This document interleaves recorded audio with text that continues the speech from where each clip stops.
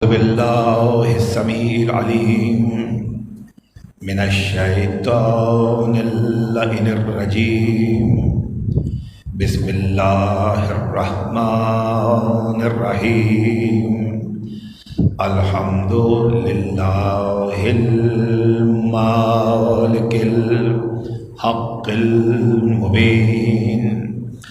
الصلاة والسلام تحية والإكرام على أشرف الأولين والآخرين خاتم الأنبياء وسيد المرسلين سيدنا ونبينا وشفيع ذنوبنا وطبيب نفوسنا وحبيب قلوبنا مولانا بالقاسم محمد صل على محمد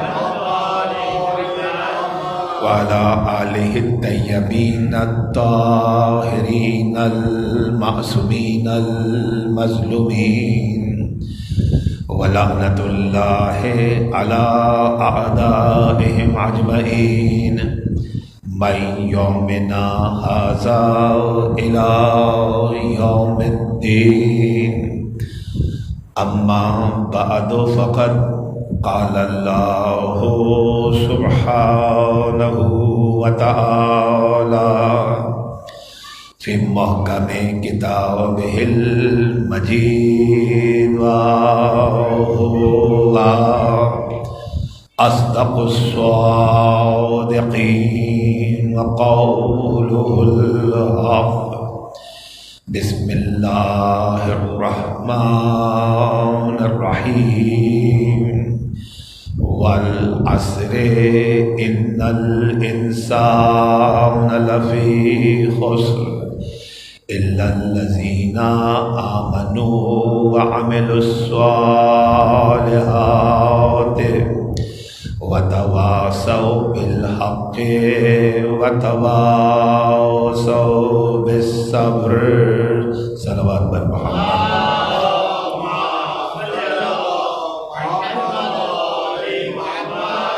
سامعین گرامی قدر، آپ تمام معزز سننے والوں نے غور فرمایا کہ سرنامہ کلام میں معروف سورہ مبارکہ کی تلاوت کا شرف حاصل کیا گیا ہے، اور قرآن مجید کی اس معروف سورہ مبارکہ کو سرنامہ کلام میں منتخب کرنے کا مقصد و مدعا یہ ہے کہ ان 5 روزہ مجالس اعضاء میں سورہ مبارکہ والعصر کی تفسیر کو اجمالی طور پر آپ کی خدمت عالیہ میں پیش کیا جائے. 5 روزہ مجالس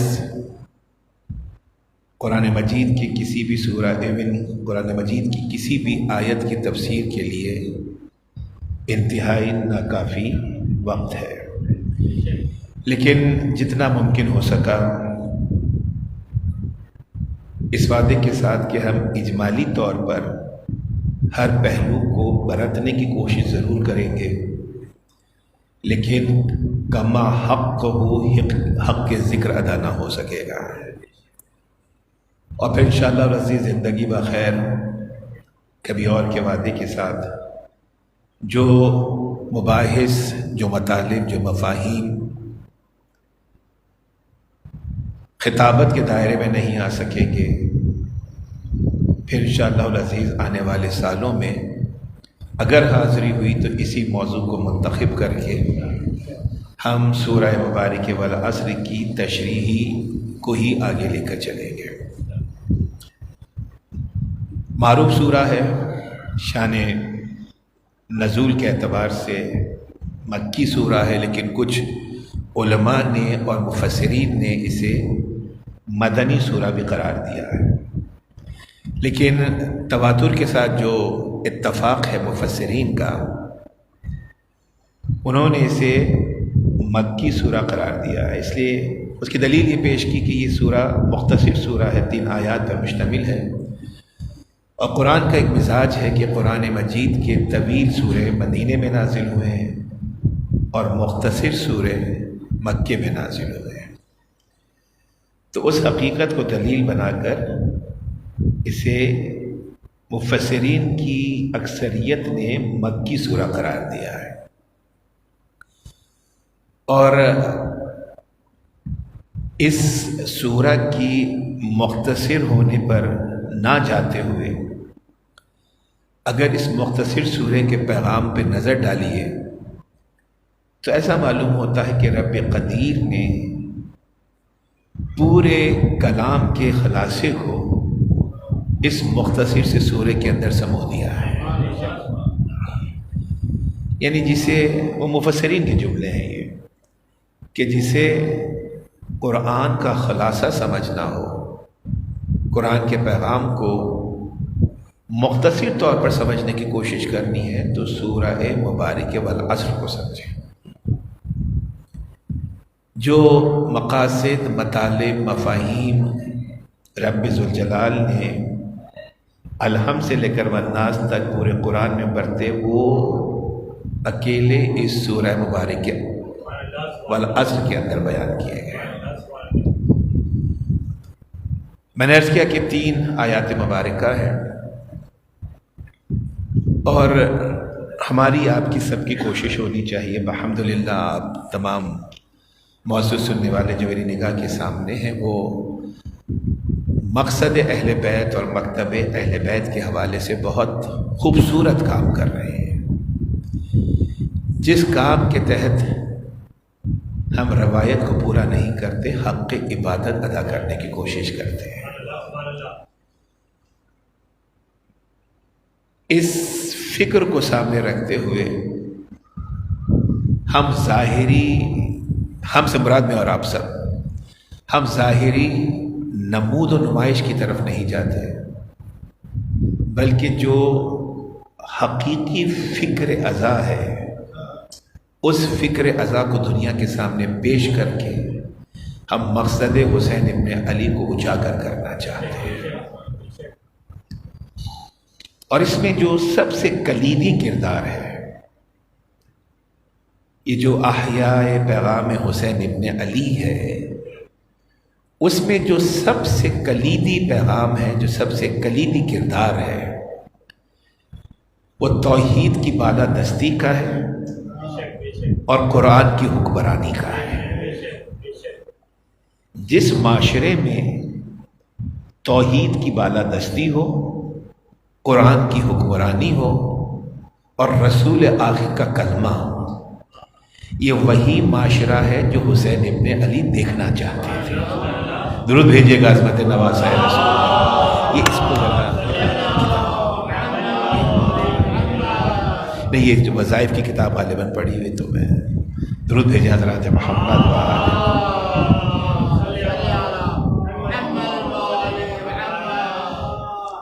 تو یہ احیاء پیغام حسین ابن علی ہے کہ جب سماج ہمیں دم توڑتا ہوا نظر آتا ہے، معاشرہ موت کی سسکیاں لیتا ہوا نظر آتا ہے، تو ہم پرچم حسین ابن علی کو بلند کر کے سکستی ہوئی انسانیت کو جلا عطا کرنے کی کوشش کرتے ہیں، دم توڑتی آدمیت کو وقار عطا کرنے کی کوشش کرتے ہیں، اس لیے کہ یہ حسین ابن علی کا پیغام ہے۔ یہ عزاداری روایت نہیں ہے، یہ کسی تہذیب کا حصہ نہیں ہے، یہ ہم نے کسی سے عاریتاً نہیں لی ہے، یہ ہمارا ورثہ ہے، ہمارا ترہ امتیاز ہے، ہمارے سر کا تاج ہے، ہمارے سینے پہ سجا ہوا تمغہ ہے، اور زندہ قومیں، بیدار لوگ اپنے ورثے کی حفاظت بھی کرتے ہیں، اپنے تاج کو بھی سنبھالتے ہیں، اپنے تمغے کو بھی سنبھالتے ہیں۔ درود بھیجیے عظمت محمد۔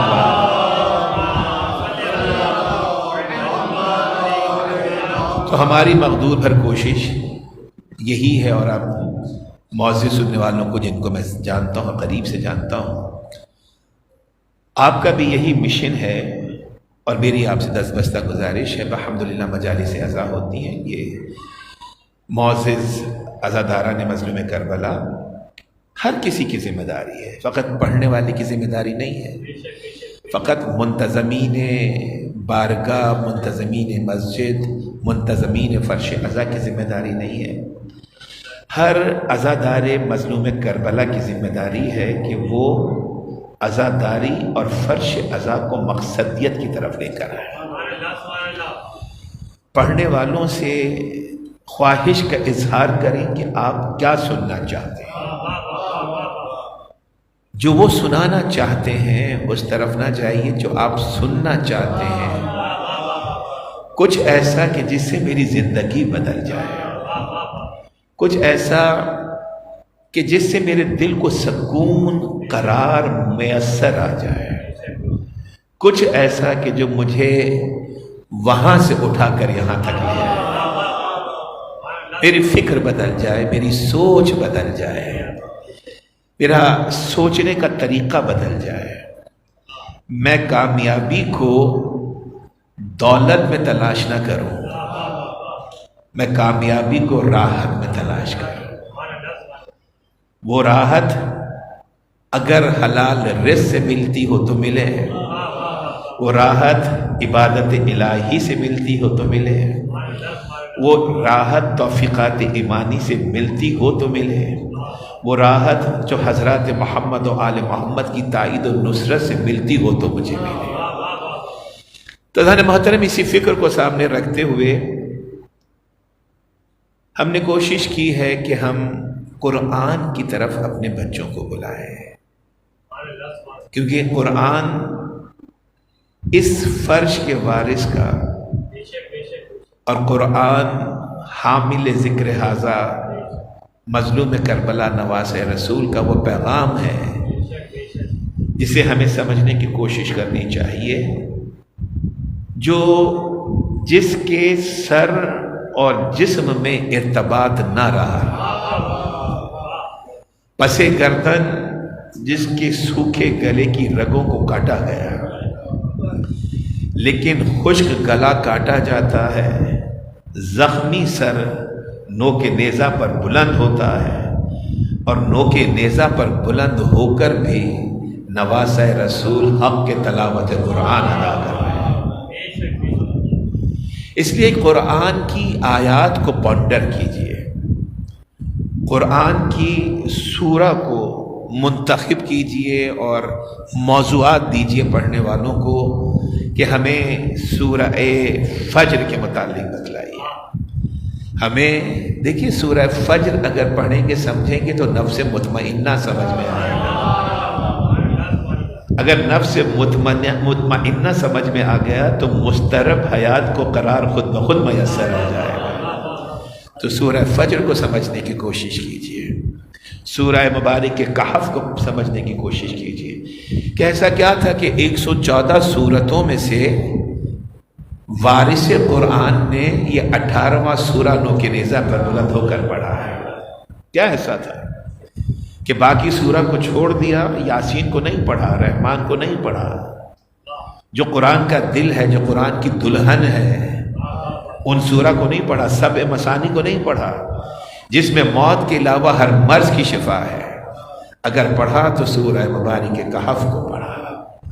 تو ہمیں سمجھنا ہے کہ ایسا کیا تھا کہ جس کی طرف سر مظلوم کربلا ہمیں متوجہ کروا رہا ہے، اور یہی فکر سامنے رکھتے ہوئے ہم نے آج سورہ مبارک والعصر کے حوالے سے گفتگو کا آغاز کیا ہے۔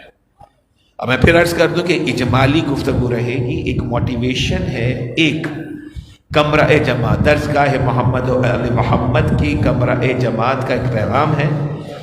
جو کچھ آپ یہاں پہ سن رہے ہیں یہاں سے سمجھ کے جائیے، اور جو کچھ گھر پہ جا کر پڑھ سکتے ہیں ایز اے ہوم ورک، ہم یہاں سے ہوم ورک لے کر جا رہے ہیں، قرآن کی تفاسیر کو کھولیے، سورہ مبارک والعصر کو پڑھیے، تاکہ ہم یہ سمجھ سکیں کہ جو انسانیت خسارے میں تھی وہ فائدے کی منزل تک کیسے پہنچ رہی ہے۔ درود بھیجیے حضرات محمد و آل محمد۔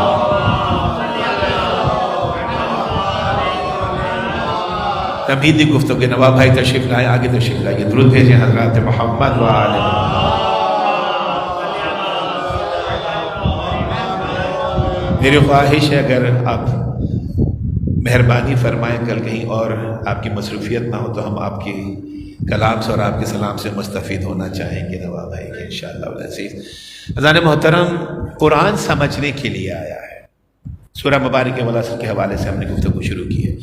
قرآن سمجھنے کے لیے آیا ہے، خالی پڑھنے کے لیے نہیں آیا ہے۔ سورہ مبارک کے یوسف، سورہ مبارک کے یوسف بھی بہت زیادہ سمجھنے کی ضرورت، 114 سورہ سمجھنے کی ضرورت ہے، لیکن سورہ مبارک کے یوسف کو یہ سوچ کر، یہ سمجھ کر پڑھیے کہ کھلی ہواؤں میں، کھلی فضاؤں میں تو ہر کوئی حقیقتوں کو تلاش کر لیتا ہے، لیکن بند قید خانے میں توحید کا سبق کیسے حاصل کیا جاتا ہے؟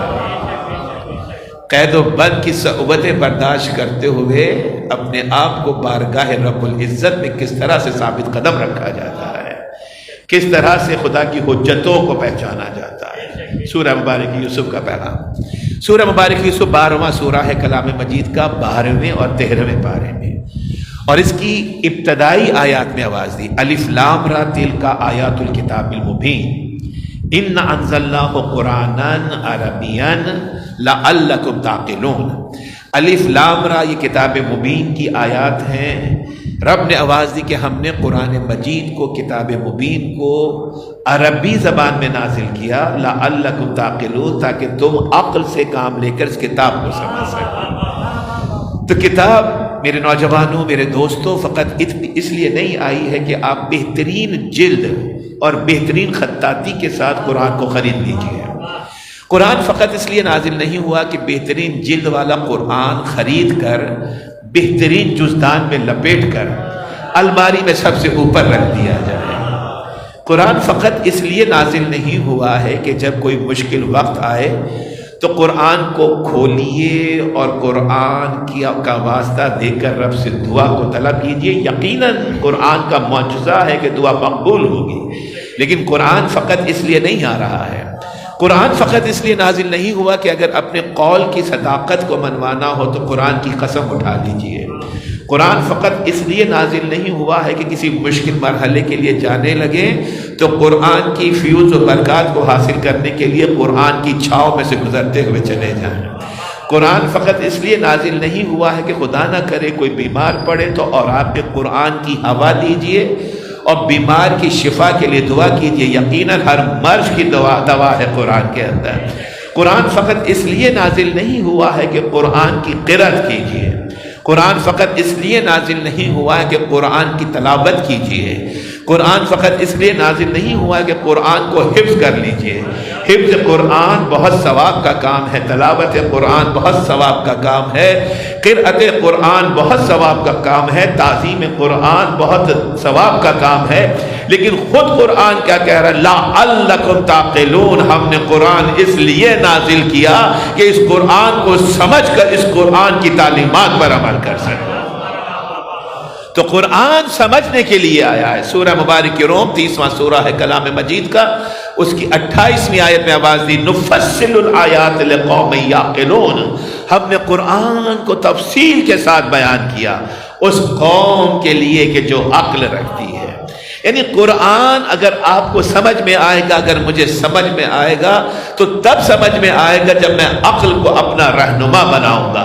بغیر عقل قرآن سمجھ میں نہیں آتا ہے۔ 2 جملے آپ کی خدمت عالیہ میں پیش کروں گا اور آگے بڑھوں گا کہ اگر قرآن کو سمجھنا ہے تو عقل کو اپنا رہنما بنائیے، اور 2 جملے جو میں ہدیہ کر رہا ہوں کہ اگر تعلیمات رسول و ائمہ علیہم السلام میرے اندر سما جائیں تو میں منزل عقل کو حاصل کر لیتا ہوں، میں منزل عقل کو حاصل کر لیتا ہوں۔ اور جملے کی قدر کیجئے گا کہ اگر رسول اور نبی اور امام اپنی تعلیمات کے ساتھ میرے اندر سما گیا تو میں عقل ہوں، اور اگر یہی عقل مجسم بن کے سامنے نظر آئے تو کبھی رسول بن کے نظر آیا، کبھی نبی بن کے نظر آیا، کبھی امام بن کے نظر آیا ہے۔ درود بھیجیں حضرات محمد و آل محمد۔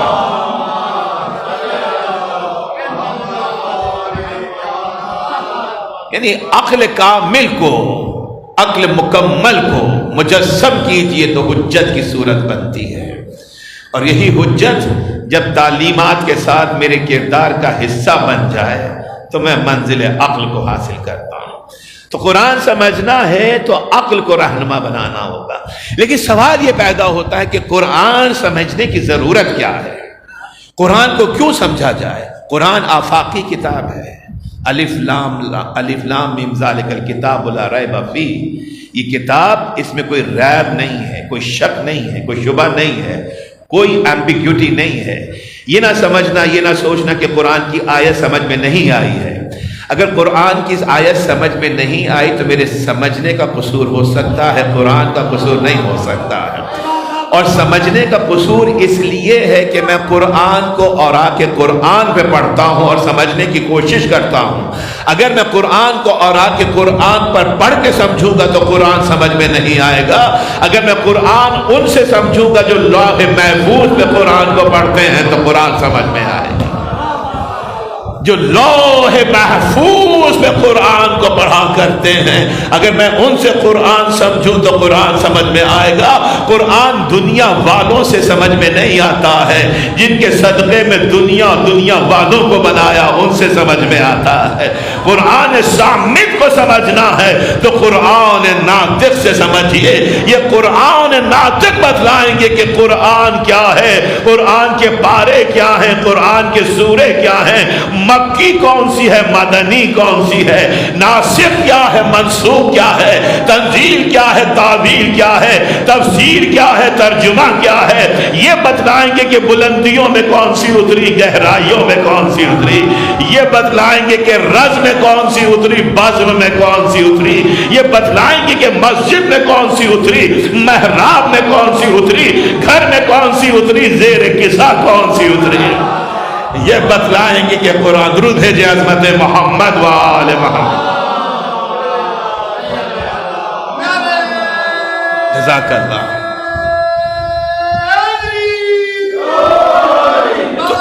جزاک اللہ۔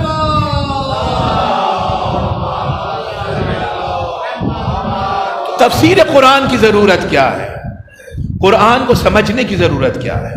دیکھیے، اگر قرآن سمجھ میں نہیں آئے گا تو حقیقتیں سمجھ میں نہیں آئیں گی۔ قرآن سمجھ میں نہیں آئے گا تو خدا بند عالم سمجھ میں نہیں آئے گا۔ قرآن سمجھ میں نہیں آئے گا تو خدا کی حجتیں سمجھ میں نہیں آئیں گی۔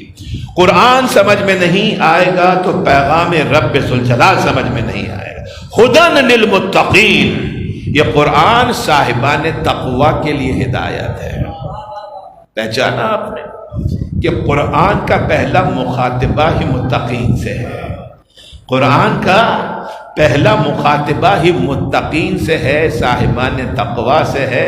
توجہ فرمائیے گا، صاحبان تقوی سے قرآن کا پہلا مخاطبہ ہے۔ مجھے نہیں معلوم کہ دنیا آپ کو کیا کہتی ہو یا مجھے کیا کہتی ہو، میں تو اتنا جانتا ہوں کہ امام المتقین کا چاہنے والا ہوں، میں امام المتقین کا ماننے والا ہوں۔ جو امام متقین کا چاہنے والا ہوگا وہی تو صاحبان تقوی میں شمار ہوگا، اور قرآن کا پہلا مخاطبہ ہی ان سے ہے جو منزل تقوی پہ موجود ہے، جو منزل تقوی پہ موجود ہے۔ اسی قرآن نے سورہ مبارک مائدہ میں آواز دی تھی، انما یتقبل اللہ من المتقین، ہم عمل کو فقط اور فقط صاحبان تقوی سے قبول کریں گے۔ اس نے یہ نہیں کہا کہ ہم عمل کو صالحین سے قبول کریں گے، یہ نہیں کہا کہ صادقین سے قبول کریں گے، یہ نہیں کہا کہ عادلین سے قبول کریں گے۔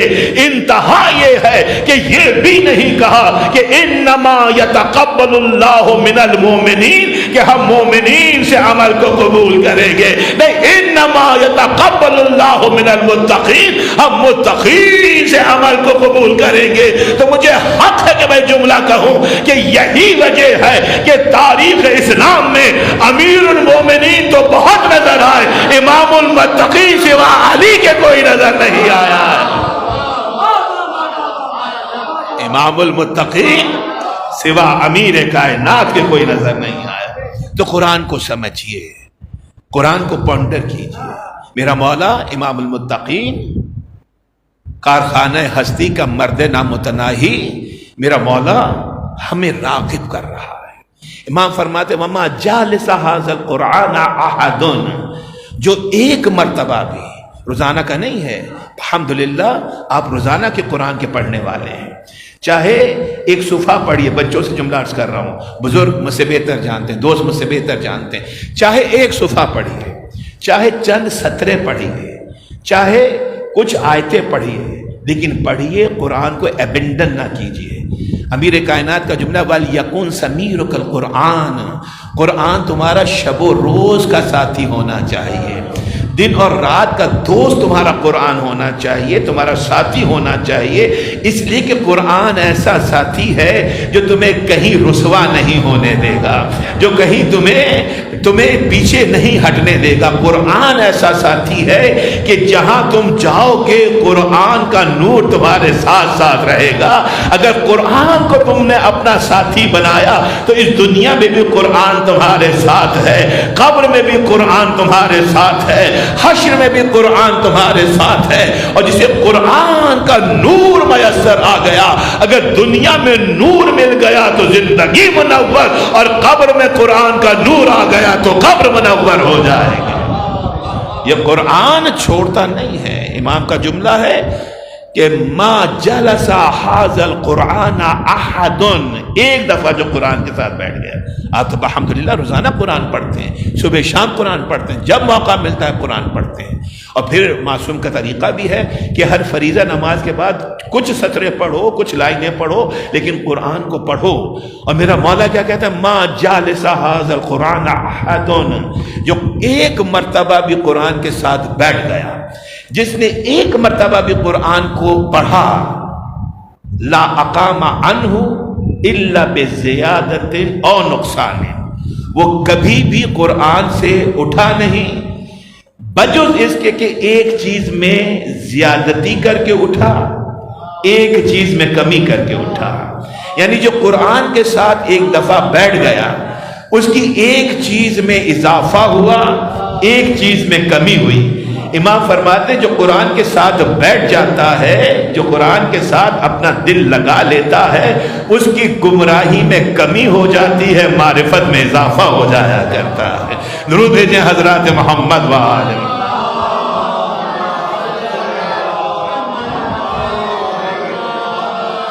قرآن فہمی کو، یہ جو نوجوان میری نگاہ کے سامنے بیٹھے ہیں، ان کا پیغام، اور اگر ایک جملہ بھی کسی نوجوان نے حاصل کر لیا، کیمرے کی وساطت سے دنیا بھر میں جہاں بھی آواز جا رہی ہے، اگر ایک جملہ بھی کسی کے دل کو ٹچ کر گیا، اور اس مجلس کے بعد کسی ایک معزز سننے والے نے قرآن کو کھول کر قرآن کو پڑھا، تو منتظمین کی یہ آج کی محنت سوارت ہو جائے گی۔ ہم مقصد عزا کو حاصل کر لیں گے، ہمارا مولا، ہمارا امام ہم سے راضی ہو جائے گا۔ دیکھیے قرآن کو ایک کمپلشن سمجھ کر نہ پڑھیے، بائی انٹرسٹ پڑھیے۔ یہ نہ سوچیے کہ ماں نے کہا کہ کھانا نہیں ملے گا جب تک قرآن نہیں پڑھو گے، ہم سے بات نہیں کرنا جب تک قرآن پڑھ کے نہیں آؤ گے۔ ایسی مائیں ہیں ہماری، معرفت والی مائیں ہیں، ایسے باپ ہیں ہمارے معرفت والے باپ ہیں جو اپنے بچوں کو بائی انٹرسٹ اور بائی کمپلشن دین کی طرف اس طرح سے لے کر آتے ہیں کہ بچپنے میں جس در کا، جس دروازے کا، جس بارگاہ کا، جس کتاب کا، جس مسئلے کا عادی بنا دیتے ہیں، زندگی گزر جاتی ہے، ورنہ گھر چھٹتا ہے، نہ دروازہ چھوڑتا ہے، نہ مسئلہ عبادت چھوڑتا ہے، نہ قرآن ہاتھوں سے چھٹا کرتا ہے۔ یہ بچپن کی تربیت ہے۔ میرے مولا کا خوبصورت جملہ ہے، قرآن کو انٹرسٹ کے ساتھ پڑھیے۔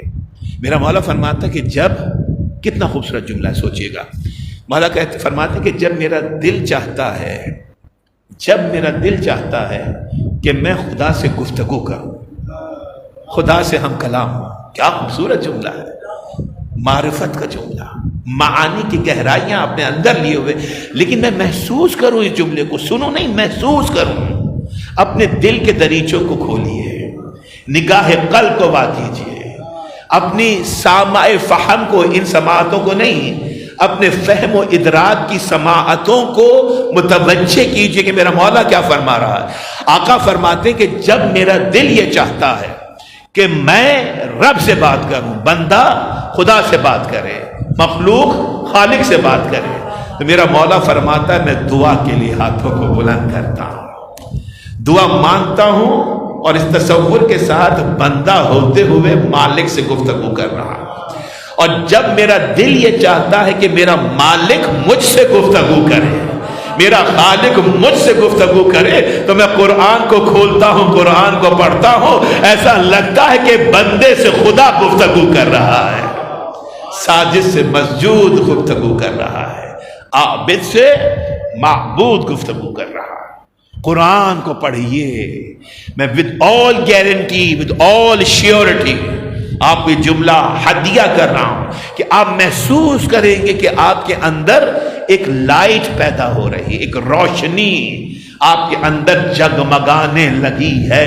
وہ روشنی جو آپ کے اندر سے چلے گی، آپ کے باطن سے اٹھے گی، آپ کے ظاہر تک پہنچے گی، آپ کے چہرے کو منور کرے گی، آپ کے کردار کو منور کرے گی، آپ کی شخصیت کو منور کرے گی، اور جس کی ذات کا حصہ یہ نور کی کتاب بن جائے، اس شخصیت، اس کردار کو بھی یہ کتاب نور بنا دیا کرتی ہے، روشنی بنا دیا کرتی ہے۔ میرے چھٹے امام، امام جعفر صادق علیہ الصلوۃ والسلام،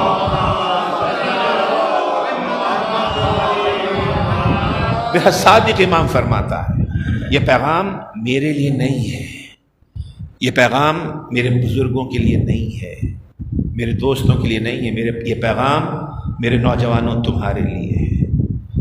اپنا مقام و مرتبہ پہچانو کہ صادق امام براہ راست تمہیں مخاطب کر رہا ہے، تمہیں مخاطب کر، اس بچے کو مخاطب کیا، ان نوجوانوں کو مخاطب کیا، اس بچے کو مخاطب کیا۔ کس نے؟ چھٹے امام نے، صادق امام نے۔ اور کیا آواز دی؟ من قرأ القرآن فہو شعب مومن اختلط القرآن بلحمہ ودمہ۔ چھٹا امام مجھے مخاطب نہیں کر رہا ہے، چھٹا امام میرے بزرگوں کو، دوستوں کو مخاطب نہیں کر رہا ہے، براہ راست آپ کو مخاطب کر کے آپ کو زندگی کے لیے تحفہ دے رہا ہے، ہدیہ دے رہا ہے۔ کامیاب زندگی کیسے گزر ہو، میرا امام آپ کو وہ ترکیب بتلا رہا ہے، وہ طریقہ بتلا رہا ہے۔ امام نے آواز دی من قرأ القرآن وہو شعب مومن، جو جوانی میں قرآن کو پڑھتا ہے، جوانی میں قرآن کو پڑھتا ہے، کسی بھی عمر میں پڑھیے ثواب ملے گا، لیکن چھٹا امام جوانوں کو مخاطب کر رہا ہے، آپ کو مخاطب کر رہا ہے، متوجہ کر رہا ہے۔ جو جوانی میں قرآن کو پڑھتا ہے، اختلط القرآن بلحمہ ودمہ، یہ قرآن اس کے گوشت میں سما جاتا ہے، اس کے خون میں گردش کرنے لگتا ہے۔ اللہ اکبر، اللہ اکبر، اللہ اکبر۔ بس ایک جملہ کافی ہے آج کے پیغام کے لیے، مجلس کے لیے۔ اگر یہ جملہ دل پہ جا کے لگا، اگر یہ پیغام امام ششم میرے دل و دماغ پر طاری ہو گیا کہ امام نے کہا کہ جو جوانی میں قرآن کو پڑھے گا، یہ جوان ہے، وہ جوان ہے، یہ جوان ہے، میرا مولا تمہیں مخاطب کر رہا ہے۔ کیا شرف ہے تمہارا، کیا مقام ہے تمہارا، کیا مرتبہ ہے تمہارا۔ جو تقادیر کائنات پہ حق اختیار رکھتے ہیں، وہ اپنے جوان غلاموں کو پکار رہے ہیں، وہ اپنے جوان چاہنے والوں کو پکار رہے ہیں کہ جو جوانی میں قرآن پڑھے۔ یا براہ راست امام کا جملہ کہوں کہ امام تم سے یہ کہہ رہے ہیں کہ اگر تم جوانی میں قرآن پڑھو گے، اگر تم جوانی میں قرآن پڑھو گے تو قرآن تمہارے گوشت میں سما جائے گا، تمہاری رگوں میں جو خون گردش کر رہا ہے قرآن اس کے اندر گردش کرے گا۔ اور یہ قرآن کہتا ہے لا رطب ولا یابس الا فی کتاب مبین، کائنات کا ہر خشک و تر میرے اندر موجود ہے۔ تو اگر یہ خون گردش کر رہا ہے تو سمجھ لیجئے کائنات آپ کے خون میں گردش کر رہی ہے۔ اللہ اکبر۔ یہ دنیا، درود بھیجیں عظمت محمد و آل محمد۔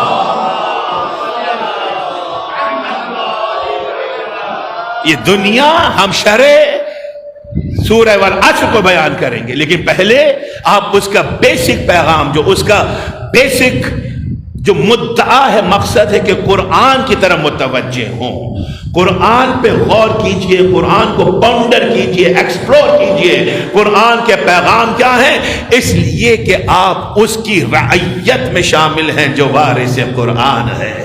آپ اس کی رعیت میں ہیں جو حامل قرآن ہیں. جملہ ہدیہ کروں اپنے نوجوانوں کے لیے بہت روانی کے ساتھ.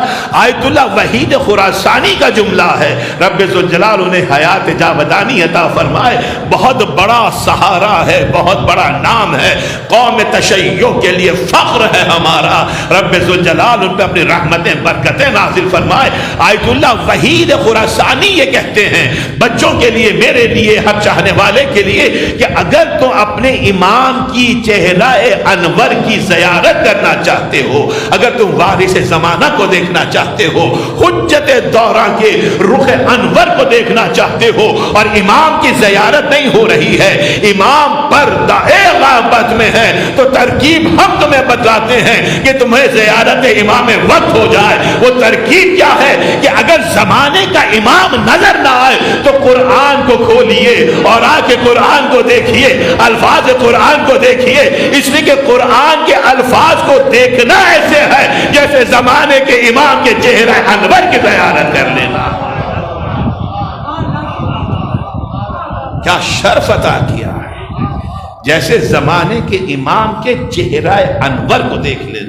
ایسے قرآن کو دیکھنا, ایسے اوراق قرآن کو دیکھنا, ایسے الفاظ قرآن کو دیکھنا کہ جیسے زمانے کے امام کے رخ انور کی زیارت ہو گئی ہے, جس کے لیے روزانہ آپ فجر کی نماز کے بعد کہتے ہیں وَقْهُ النَّاظِرِ بِنَظَرَةٍ مِّنِّي إِلَيْهِ, اے رب ذوالجلال دیدار امام کا ایک سرمہ میری آنکھوں میں لگا دے.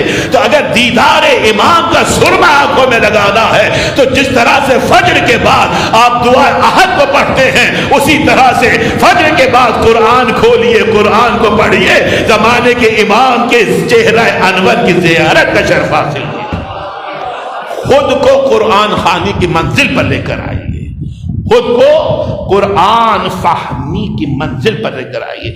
میری شہزادی بنت رسول خدا, مخدومہ کونین, عالمہ غیر معلمہ, وقائل ایام کی روایت ہے. میں اپنے بچوں کو فقط متوجہ کرنا چاہتا ہوں, یہ آج کا بیس لائن میسج ہے, یہ آج کی تمہید ہے جو آگے کی مجالس میں کام آئے گی, کہ قرآن کی اہمیت ہماری زندگی کے لیے کیا ہے. قرآن خدا نہ کرے ایک متروک کتاب نہیں ہے. قرآن کی حاکمیت اگر معاشرے پر ہو تو رحمانی معاشرہ بنتا ہے. قرآن کی حاکمیت اگر معاشرے میں ہو تو ولایتی معاشرہ بنتا ہے. قرآن کی حاکمیت اگر میرے دل و دماغ میں ہو تو میرا کردار ولایتی بنتا ہے. پھر میں مصطفی بن کے نظر آتا ہوں, علوی بن کے نظر آتا ہوں, فاطمی بن کے نظر آتا ہوں, حسنی بنتا ہوں, حسینی بنتا ہوں. اگر مجھے مہدوی بننا ہے تو قرآن کو ساتھ لے کے چلنا ہے.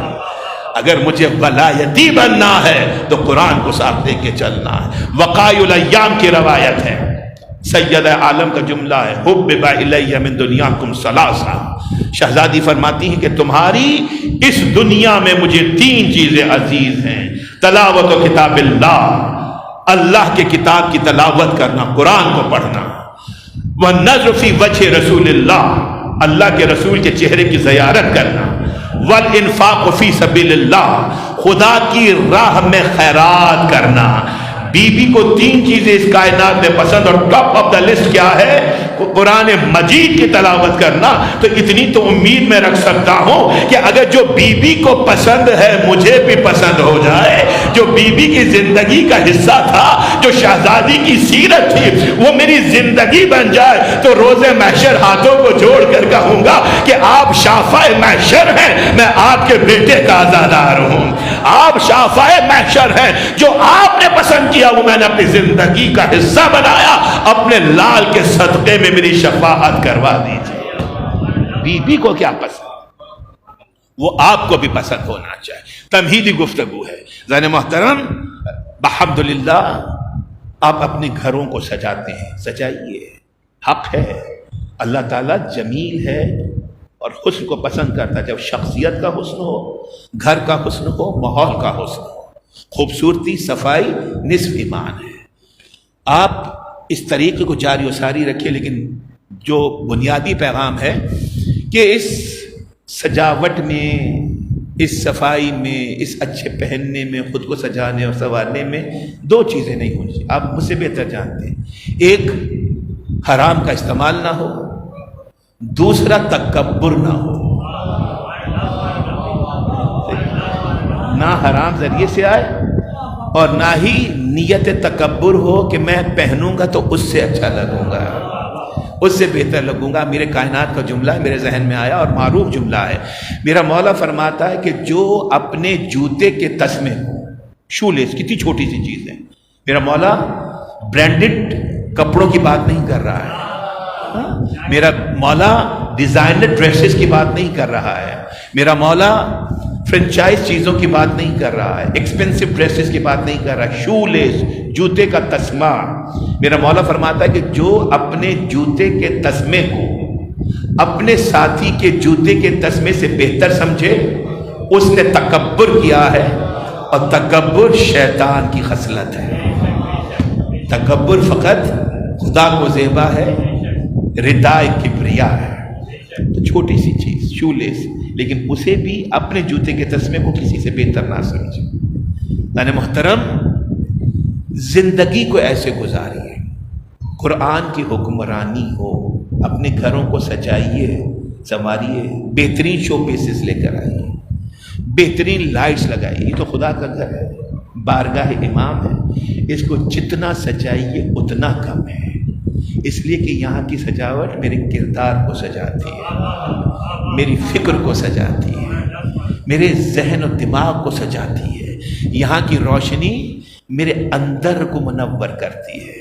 میں گھروں کا تذکرہ کروں کہ آپ اپنے گھروں میں بہترین فینسی لائٹس لگاتے ہیں، شیڈریلز لگاتے ہیں، ایکسپینسو آپ کمکمے لگاتے ہیں، لگائیے، لیکن کچھ طبعی عمر ہے ان سب چیزوں کی، اس کے بعد بیکار، یا طبعی عمر پوری نہ بھی ہوئی، لگا ہوا ہے، محکمے کی مہربانی ہے، سجا ہوا تو تھا لیکن جل نہیں رہا تھا، لگا ہوا تھا لیکن چمک نہیں رہا تھا۔ تو کچھ ایسا بندوبست کر لیں کہ محکموں کے محتاج نہ رہیں، توجہ رہیے گا، محکموں کے محتاج نہ رہیں، جن کے صدقے میں کائنات بنائی گئی ان کے محتاج رہیں۔ کیسے گھروں کو منور کیجیے، سب کچھ کیجیے، ڈیکور کیجیے اپنے گھر کو، لیکن رحمت العالمین کا جملہ ہے، گرہ سے باندھ کے جائیے گا۔ میرا رسول فرماتا ہے نور بیوتکم بتلاوت القرآن، اپنے گھروں کو تلاوت قرآن سے منور کیا کرو۔ جن گھروں میں قرآن کو تلاوت کیا جاتا ہے، دنیا کی روشنیاں گل ہو جائیں لیکن اس گھر کا نور ختم نہیں ہوتا ہے، اس گھر کی روشنی ختم نہیں ہوتی ہے۔ اور معروف روایت ہے، یقیناً سنی ہوگی، کہ ملائکہ عرش جب زمین کی طرف دیکھتے ہیں تو انہیں زمین پر کچھ گھر ستاروں کی طرح چمکتے ہوئے نظر آتے ہیں، زمین پہ ستارے چمکتے ہوئے نظر آتے ہیں۔ وہ رب سے پوچھتے ہیں کہ پالنے والے، یہ کون سے ستارے ہیں جو عرش کو چھوڑ کر زمین پہ گئے ہیں، زمین پہ چمک رہے ہیں؟ میرا مولا مسکرا کے کہتا ہے یہ آسمان کے ستارے نہیں ہیں، یہ زمین کے وہ گھر ہیں جن گھروں میں میرے قرآن کو تلاوت کیا جاتا ہے، جن گھروں میں قرآن کو پڑھا جاتا ہے، وہ گھر آسمان سے ستاروں کی طرح چمکتے ہوئے نظر آتے ہیں۔ بس آج کی منزل پر دامن وقت ختم ہو رہا، لیکن میں امید رکھوں گا اور مجھے بہت حوصلہ ہوگا کہ کل جب حاضری ہو تو کوئی با معرفت نوجوان آ کے کہے کہ ڈاکٹر صاحب یہاں سے جانے کے بعد میں نے قرآن پڑھا تھا، سونے سے پہلے میں نے ایک صفحہ پڑھا تھا، نماز فجر کے بعد میں نے قرآن کھولا تھا۔ بس اگر کسی ایک بچے نے بھی آ کر، یا کیمرے کی وساطت سے جہاں جہاں بات جا رہی ہے، کراچی azadari.tv کی ویب سائٹ پر آ کر، فیس بک پیج پر آ کر کسی نے یہ کمنٹ لکھ دیا کہ آج اس مجلس کے بعد ہم نے قرآن کھولا اور قرآن پڑھا، تو میں سمجھتا ہوں وسیم بھائی اور ان کی تمام ٹیم کی یہ محنت سوارت ہو جائے گی۔ قرآن گھروں کو منور کرتا ہے، اور جب گھر منور ہو جاتے ہیں تو ماحول منور ہو جاتا ہے، معاشرہ منور ہو جاتا ہے۔ بچوں کو متوجہ کروں، دیکھیے قرآن کو نا ایک بوجھ سمجھ کے نہیں پڑھنا کہ پڑھنا ہے بس قرآن پڑھنا ہے، نہیں۔ آپ نے یقیناً محبت کی ہوگی نا کسی نہ کسی سے، کی ہے، اپنے پیرنٹ سے محبت، والدین سے، اپنے بہن بھائیوں سے محبت، اپنے دوستوں سے محبت، نانا سے محبت، دادا سے محبت، نانی سے، گرینی سے محبت ہوتی ہے نا۔ اب تو ظاہر ہے وہ رکعات، وہ خطوط آتے جاتے نہیں، اب تو ٹیکسٹ میسیجز ہوتے ہیں، واٹس ایپ میسیجز ہوتے ہیں، انسٹاگرام پہ میسیجز آتے ہیں۔ آپ بیٹھے ہوئے ہیں، آپ نے اپنے فون کو سائلنٹ کیا ہوا ہے، آپ کہیں پر بھی بزی ہیں، کسی میٹنگ میں ہیں، کسی لیکچر میں ہیں، لیکن آپ کا فون وائبریٹر پہ یا سائلنٹ موڈ پر ہے، لیکن جہاں کوئی میسیج آیا اس میں ایک لائٹ نے بلنک کیا، لائٹ نے بلنک کیا۔ اب آپ نے ایک نظر اٹھا کے دیکھا حضرت کہ آپ مصروف ہیں، لیکن آپ نے دیکھا کس کا میسیج ہے؟ اچھا اماں کا میسیج ہے، وہی میرا دوست میسیج کر رہا ہے۔ اچھا یہ کس کا؟ میری بہن کا میسیج آیا ہے جو شادی شدہ ہیں، اچھا یہ اہلیہ کا میسیج آیا ہے۔ تو ہر چند آپ کہیں پر بھی مصروف ہیں، لیکن جب آپ کو یہ پتہ چل گیا کہ میسیج آیا تو اب آپ کو بے چینی ہے کہ میسیج کو کھولیں ہے؟ بتائیے، آپ کو مشاہدہ ہے، تجربہ ہے، یا میں ایسے ہی بول رہا ہوں؟ آپ کو بے چینی ہے کہ جتنی جلدی ہو سکے اس میسیج کو کھول کے پڑھ لیں۔ کیوں؟ اس لیے کہ آپ کی محبوب ہستی کا میسیج آیا ہے۔ توجہ فرمائیے گا، بس میں مکمل کر رہا ہوں۔ آپ کی محبوب ہستی کا میسیج آیا ہے، آپ اس کو فوراً پڑھنا چاہیں گے، کھول کر دیکھنا چاہیں گے کیا پیغام ہے۔ جس سے آپ نے محبت کی ہے یا جس نے آپ سے محبت کی ہے اس کا میسیج آیا ہے، آپ فوراً کھول کے پڑھیں گے۔ یہ پیغام سمجھ میں آیا؟ اب رہبر کبیر، مجاہد اکبر، آیت اللہ خمینی کا جملہ ہے، غور فرمائیے گا۔ آیت اللہ خمینی کا جملہ ہے کہ یہ قرآن معشوق کی طرف سے عاشق کے نام خط ہے۔ اللہ اکبر، یہ قرآن معشوق کی طرف سے عاشق کے نام خط ہے، اور کون عاشق نہیں چاہے گا کہ خط معشوق کے خط کو پڑھے؟ تو قرآن کو یہ سوچ کر پڑھیے کہ آپ خدا کے عاشق ہیں، وہ آپ کا معشوق ہے، اور وہ معشوق آپ کو قرآن کی صورت میں خط بھیج رہا ہے۔ درود بھیجیں حضرات محمد و آل محمد۔ یقین مانیے مجھے یہ سب کچھ بیان نہیں کرنا تھا، حلفاً کہہ رہا ہوں، یہ سب کچھ بیان نہیں کرنا تھا، آج لفظ والعصر کو بیان کرنا تھا، لیکن بیان وہ نہیں ہوتا جو پڑھنے والا چاہے، بیان وہ کیا جاتا جو ممبر والے بیان کروانا چاہے۔ تو آج آپ کو تحفہ یہ دینا تھا کہ قرآن کی طرف آپ کی رغبت ہو۔ اب الحمدللہ نوجوان موجود ہیں یہاں پر، قرآن کی طرف آپ کی رغبت ہو۔ ابھی بھی بہت سی مقامات ہیں جو میں نے چھوڑ دیے ہیں، انشاءاللہ آگے آیا ذکر آیا تو بیان کروں گا۔ اور کل شاید ہم مختصراً دیکھیں کہ ہم قرآن کو اپنی زندگی کو بہتر کرنے کے لیے کس کس طریقے سے استعمال کر سکتے ہیں۔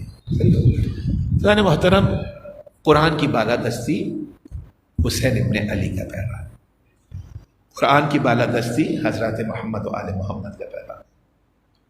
مقام غور ہے لوگوں برائے اہل نظر، گری تھی کعبے پہ بجلی جلا بطول کا گھر۔ بجلیاں تو کعبے کے گرد منڈلا رہی تھی، لیکن حسین ابن علی نے اپنا گھر پیش کر دیا۔ کعبہ تو بچ گیا، حسین کا گھر اجڑ گیا۔ میرا مولا سید سجاد قیدی بنا لیا گیا، اسلام قید ہونے سے بچ گیا۔ شہزادی سکینہ کے رخسار زخمی ہو گئے، قرآن کے اوراق زخمی ہونے سے بچ گئے۔ جوش نے کہا تھا بجھ گئے تھے ہر روش پر رشد کے نقش قدم، چھگ رہا تھا بہترین اوصاف کو بوم درم، خندہ زن تھا قصر کی سہولت پہ شاہی کا بھرم، پرفشاں تھا خود حرم کے بام پر شاہی علم، پل پڑا تھا لشکر حیوانیت انسان پر، پاؤں رکھا چاہتی تھی خسروی قرآن پر۔ اس لیے حسین ابن علی میدان عمل میں آ گئے، بھرا گھر اجڑ گیا، جوان مارے گئے عزادار، گود کے پالے لٹا دیے عزادار۔ تن اطہر ہے اور 1900 زخم ہے۔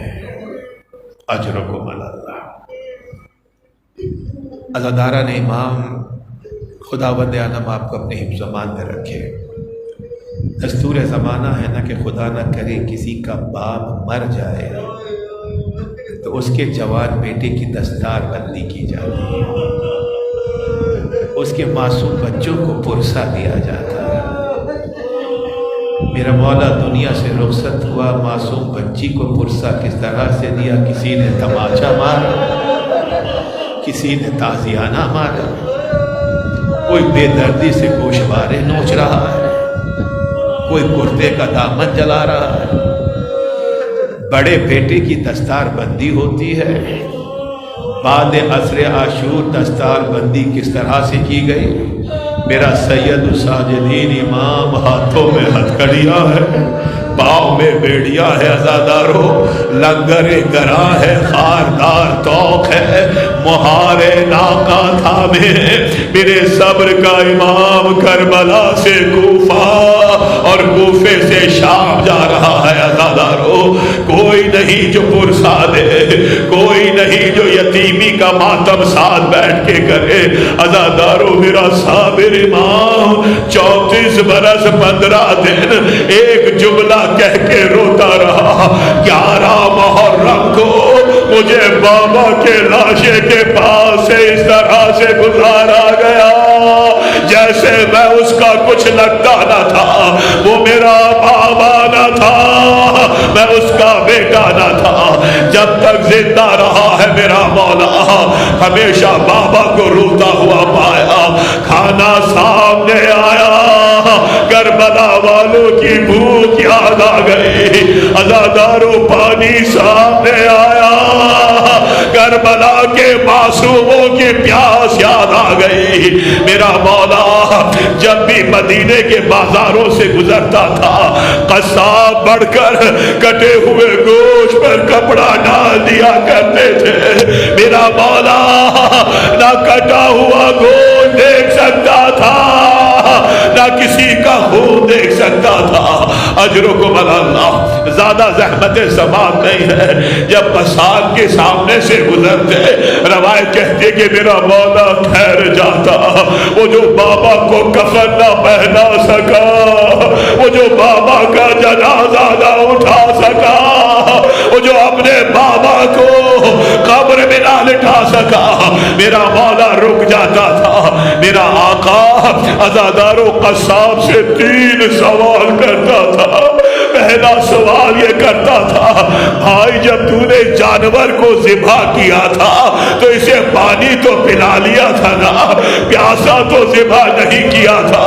عزادارو وہ قصاب کہتا مولا آپ کے جج کی شریعت یہ ہے کہ جب تک جانور 3 مرتبہ پانی سے منہ نہ موڑے اسے ذبح نہیں کرنا چاہیے۔ بس عزادارو میرا صبر کا امام رو کے کہتا اللہ جانے کربلا میں کون سے مسلمان تھے، ساقی کوثر کا بیٹا 3 دن کا پیاسا پسے پشت سے پسے گردن سے ذبح کیا گیا، لیکن کسی کو رحم نہ آیا۔ اجرکم علی اللہ۔ میرا مولا دوسرا سوال یہ کیا کرتا تھا کہ بھائی جب تو نے اس جانور کو ذبح کیا تو تو نے خیال رکھا تھا نا جس آلے سے جس خنجر سے تو جانور کو ذبح کر رہا تھا وہ تیز دار خنجر تو تھا نا، کند خنجر تو نہیں تھا، ایسا تو نہیں تھا کہ کند خنجر چل رہا ہو اور جانور کو تکلیف ہو رہی ہو، جانور تڑپ رہا ہو۔ عزادارو قصاب کہتا مولا شریعت منع کرتی ہے کہ جانور کو کند خنجر سے ذبح نہیں کرنا چاہیے۔ میرا مولا رو کے کہتا میرے جج کی شریعت میں ایک جانور کا اتنا احترام، اللہ جانے کربلا میں کس شریعت کے ماننے والے تھے، اسی نبی کا نواسا کند خنجر چلتا رہا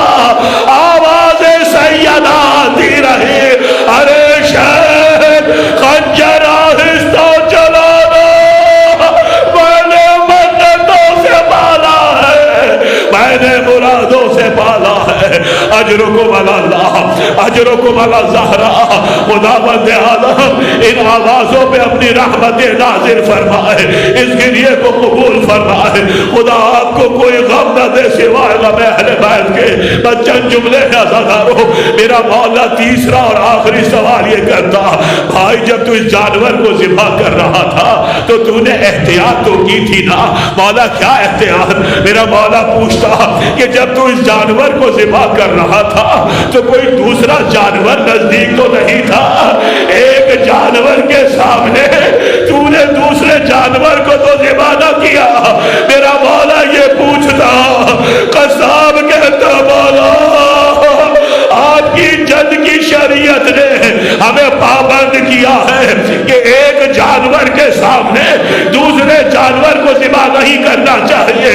بس اتنا سنتا، کلیجہ تھامتا میرا مولا، کربلا کی طرف دیکھتا میرا امام، رو کے کہتا السلام علیکہ یا ابا عبداللہ، اے غریب بابا، اے مظلوم بابا، اس بیٹے کا سلام۔ پھر میرا مولا قصاب کی طرف دیکھتا، کہتا بھائی کربلا میں وہ کون سے مسلمان